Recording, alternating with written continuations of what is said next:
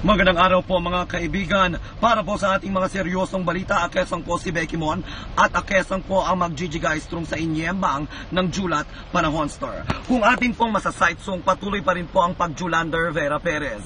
Mapapansin po natin at masasightsong po natin talaga na bonggang-bonggang Bahamas na po. Yes po mga kaibigan. Langganitang butas Bahamas na po sa ilang parte ng Ñuynila Bells. Ang buong Metro Manila Boom Boom Bells ay talaga naman pong nilalamo na ng Bahamas. Kaya po, pinapayuhan na po ng National Disaster Camerut Marurut Chenelin Boom Boom Bells ang mga show na jumikas na at jumipat sa makukyuas na lugar. Ang wititit po Gigikas ay talaga naman po ang matitegi boom boom sa very very fab na sakit na tinatawag na leptospirosis.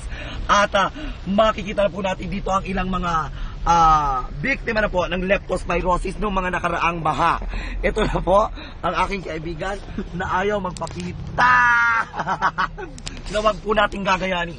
Ang kanya pong pamilya ay talaga naman pong wititid na kinig sa National Disaster Camerut Marurut Boom Boom Bells nang pinayuhan silang lumikas. Kaya po ang kanilang balaistrung o ang kanilang hausilay ay nasunog ng baha. Ano to?